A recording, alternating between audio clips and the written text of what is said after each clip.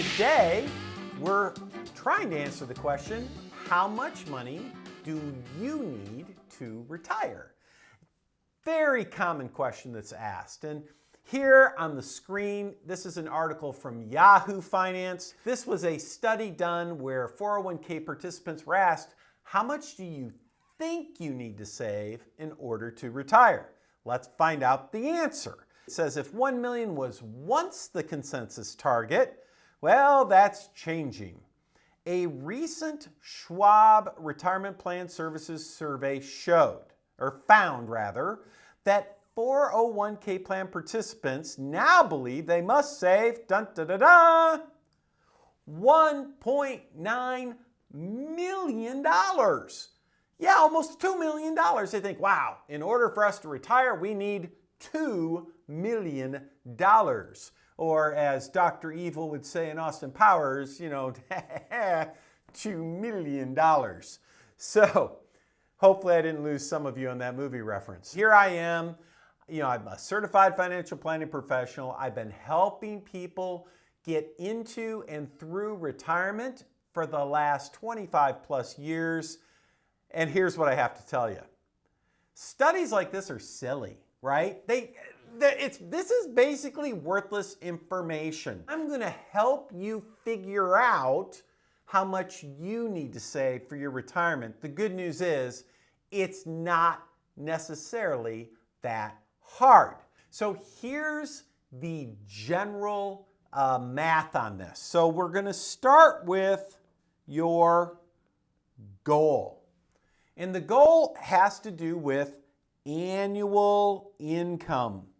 So I want you to think about how much money do you need in annual income to retire comfortably, right? That is step number one. Now let's imagine you do the math. You think, okay, if I'm retired, maybe your home is paid for, maybe it's not. You think about what you want to do in retirement. Remember, if you want to travel, that costs money. How often are you going to buy cars? What do your property taxes look like? Your insurance? And you kind of work through your budget. And don't forget about income tax. And let's imagine, for the sake of discussion, that using today's dollars, let's imagine you need, $100,000 a year. Step two. Sources of income. Where will you get that income? And you may get it from a number of places. For example, you might have Social Security. In fact, probably you'll have that. You may have a pension. You might even have rental income. It really doesn't matter. You just have, whatever your situation is, you have to add it up. And you have to figure out, when you look at your various sources of income, and by the way, I would highly encourage you to think about these sources of income as stable income is what we're looking for. Here's what we're not talking about. Okay, this is not talking about, maybe personal loans, right? Oh, I just know my buddy's going to pay me back. I know my kids are going to pay me back. Yeah, I don't think that's great to include that. Required minimum distributions, they do not count. They don't count. That's investment income. Investment income does not count. In fact, I'm just going to write all investment income. None of it counts unless it's coming from government bonds, because the reality is investment income changes every year. It's not stable. We're talking about stable income. Let's just imagine, for the sake of argument, that you've got a total between Social Security, maybe you're married, or pensions or rental. Let's say it all adds up to $60K per year. Again, it may be more or less for you, right? Your number might be higher or lower. And so we say, what is our gap? Well, here you go. 100 minus 60 means you are short $40,000 per year, right? That's your shortfall. So the question is, how much money do you need to have saved in your investment portfolio in order to generate that $40,000 a year? And don't forget, we need to grow it over time with inflation. So the general rule of thumb is income goal times 25. How's that? That's a fun one, huh? Income goal times 25. The conservative rule of thumb is income goal times 33. How about that?